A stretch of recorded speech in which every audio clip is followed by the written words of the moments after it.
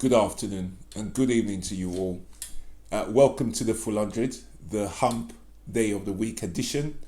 It is Wednesday, the 25th of November today, and the Banana Republic fella in the White House has finally come to his senses.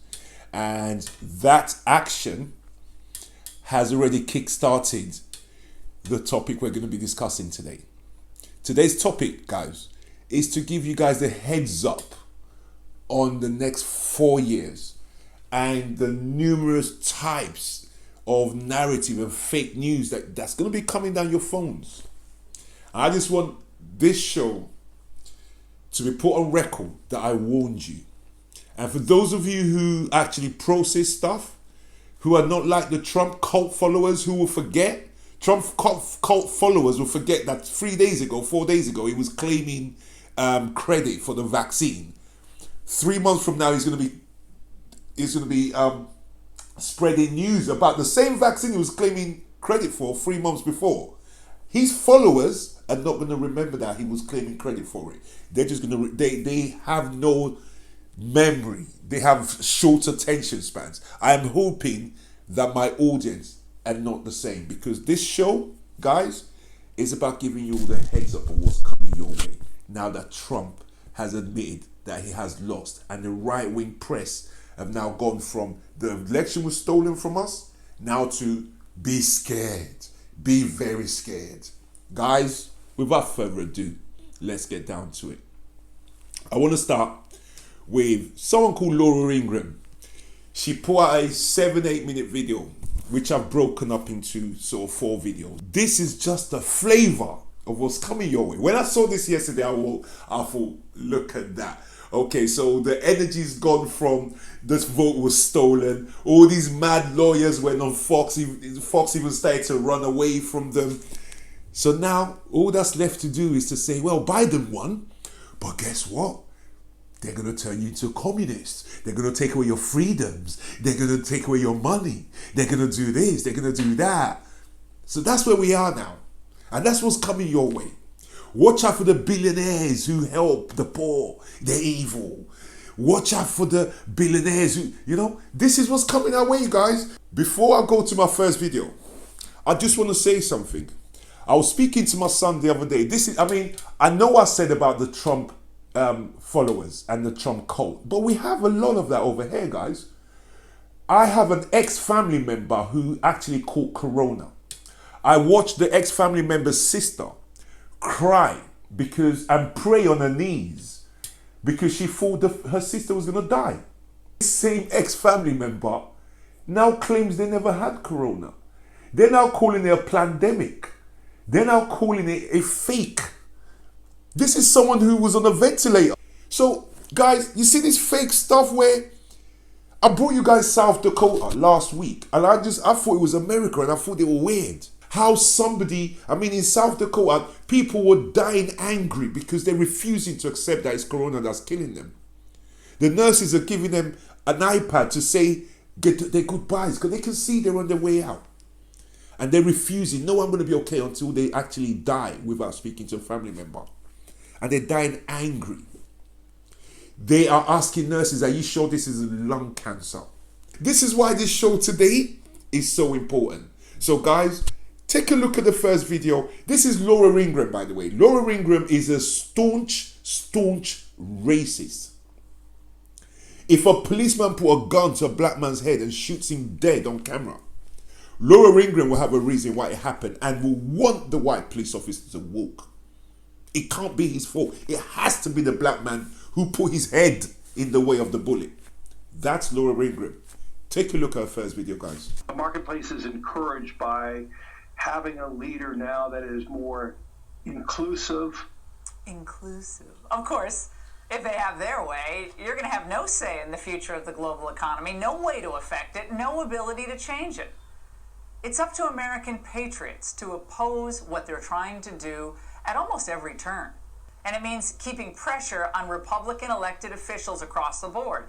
But let's face it, before Trump, a lot of them were wrong on both trade and immigration. Got to keep an eye on them. Welcome back, guys. Did you see how she mocks inclusivity? Inclusiveness is like a poison word for them. Do you know why?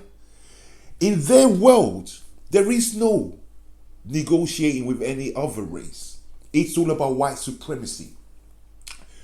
When Laura Ingraham can come out and mock inclusivity with confidence, that should worry you. These people who send messages to your phones, guys, this is the agenda that they're going to be scaring you with over the next 4 years of the Biden and Harris administration. And let me tell you guys something. As far as these people are concerned, it's all about white supremacy, and the rest can go take a flying you know what. And as for you, my black friends who share their videos, you're at the bottom of their shoes. So keep sharing their videos and helping their agenda over the next 4 years. They won't win, because you can see Trump is the first president in history to lose the popular vote twice. He lost the popular vote to Hillary Clinton by over 3 million votes. Right now, he's losing by close to 7 million votes. He's the only president who's ever lost the popular vote twice. What does that tell you? That tells you their agenda is not popular. It is to some, but when you look at the world at large, what they're spewing, what they stand for, is not the one. Most people do not stand for that. Take a look at my second video, guys. And over the next 4 years, these Republicans are going to come under enormous media and financial pressure to appease the global elites. And make no mistake about it, the globalists are determined to ram through their agenda.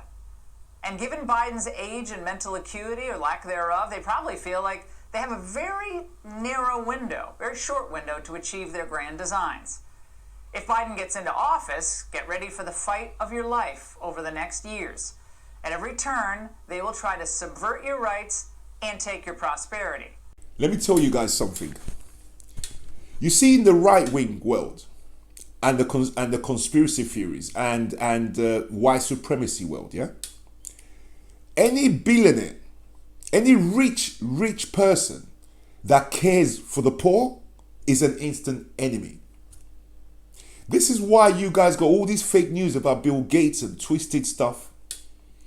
Bill Gates is going to feature later on down the show, and we're going to discuss what Bill Gates was talking about. Any billionaire that isn't just for the wealthy like Trump was is an enemy of the right wing. Bloomberg, George Soros, Bill Gates, you name it. These are guys who are philanthropists. These are guys who do stuff for the poor. The minute you're a billionaire or a multi-millionaire and you do this, you're an enemy of the state. I want to go back quickly to what this Laura Ingraham was saying about we had it right on immigration. Trump is likely to get done for crimes against humanity with his immigration policy. These guys were applauding his immigration policy, separating 6-month-old babies from their parents, and just leaving a 6-month-old baby in a cell with 2, 4, 7, 8, 10-year-olds, all bunched up in a room for months. Right now, there's over 600 children that they can't trace their parents because while they deported the parents, someone forgot to send the kids with them. That's the immigration policy that this idiot is proud of, guys. Just remember that. So, another thing, patriots. Whenever you hear the word patriot, do you know what that means to these people? A patriot is a white supremacist. These guys do not call a black soldier who has just come back from fighting for America, they don't call him patriot. But they will call, like the 17-year-old who went clean from his state, clean from his city to another state with AR-15 and shot 2 protesters down, right? And killed them. They will see that guy as a patriot. They see the Proud Boys as patriots. These guys have never been to the army. These guys are chanting racist chants. That to them is patriot. So whenever you hear these people, Trump, Laura Ingraham, whenever you get a post talking about patriots will not let them, They're talking about white supremacists, guys. Now, take a look at what they take a look at this next video and we'll discuss on the other side. On trade, which we highlighted earlier this week, Bloomberg and his globalist cronies made clear in a special report what their overriding goal is: sticking together by guarding against the risk of the U.S. and China decoupling. Oh, they don't want that. Bloomberg and lots of other American plutocrats have billions tied up in China. So decoupling from the communist regime would be a disaster for them personally, even though it would be a huge boon to American industries and American workers. Decoupling China. Oh gosh. You see, that's what I like about these people. They're really smart in a way. I mean, not the followers, but the people that pull the puppet masters of the followers. They're smart. Decoupling from China. Trump boasted during his campaign in 2016 that he was going to bring back his industry, bring back everything to the US. Till now, his ties are still being made in China. All his stuff is still being made in China. This guy was so in bed with the Chinese that the Chinese told him that they were going to set up concentration camps for Muslims, the indigenous Muslims in China. And he allowed them to do that. No democratic government, no French government, no German government, no civilized Canadian government would have done that. Decoupling from China? And they're trying to say, oh, the good guys are in bed with the Chinese? When the person that promoting was not just in bed with the Chinese, he was sucking on the Chinese president's toes. Right? Why getting tickled up his ass by the vice president of China in a threesome? That's how deep Trump was.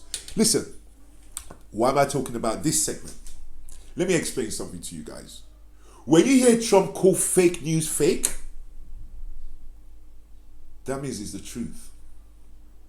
When you hear him say he's telling the truth, that means it's a lie. We need to wake the hell up so we can have a better 4 years of moving forward. Now we're going to jump onto the vaccine, right? And basically this is where you're going to see Bill Gates talk. And we're going to come back and discuss that because it's important to have this conversation. I'll see you on the other side.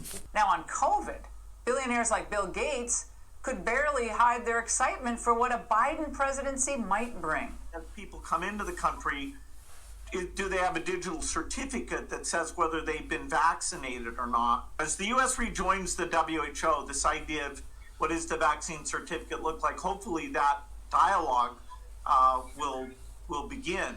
Show me your papers. Now, don't for a second think that you're going to have a seat at that table for this dialogue. You're just supposed to sit down and do what you're told, remember? Now, welcome back. Now, let's have a conversation. Bill Gates says he wants a method, either electronic method to where you have it on your phone like they do in China, or you have some kind of identification to say you've taken the vaccine. The way they're spinning it, let's ask some questions. I know I've traveled to countries where I need it. We were going to Barbados. We had a choice to go either Barbados or Bermuda back in 2009 or something like that. And it was so late in the day that we had to go private to book immunization or vaccinations against polio and some other bits and pieces that we had to go do to go to that country. Now, it wasn't Barbados that required us to do that. Now, those diseases, they don't want you to go abroad and bring it back. So when you go online to travel to certain places, they tell you, oh, you got to have this, that, and that immunization, or this only, or 2, or 1. We've had these rules forever. Visas is another one. There's some countries you need a visa to go to, and there's some countries you don't. If you need a visa to go to Russia, and you think, oh, you know what, I can't be asked to get the visa, then you go somewhere you don't need a visa for. We've always had rules on travel. This is going to be no different. What Bill Gates is saying makes perfect sense. It's going to be like that anyway. No one's forcing you to go to those countries. You don't want to travel, and the airlines are saying you need it, don't bloody travel. That way you keep yourself safe from the vaccine. It's not a conspiracy. It's what's existing from day dot. Certain places you can't go with your passport less than 6 months on it. It's a rule. If you go to the airport with 3 months on your passport, they're going to turn you back. But the way the right will spin it, when it arrives on your phone, Bill Gates has see? Brubs, let's go back. Ask yourselves, who's ever traveled to a third world country? Who's ever traveled to a country where there are certain things? Did you not get immunized to go there? Well, what's the difference? You wanted to travel to certain countries. They needed a visa. Did you not go get a visa? Well, what's the difference in getting a vaccine and a visa? You have a choice not to go there. You have a choice not to fly. You can drive to many countries in Europe. You can holiday in Europe. So this argument you're going to get a lot of. Ignore it. It's bull crap. It's bull crap. We've had these rules forever. No one is going to force you to take the vaccine. If you're in a job where they say, well, you know what, go find another job. Tough. You chose that you don't want the vaccine, so quit your job and go somewhere where they don't require you to have the vaccine. We went Seychelles, we went and got it because we was required to. And you get these little yellow cards. And guess what? When you have it, you get to the airport, you show it. I'm sure the yellow one will exist for this as well.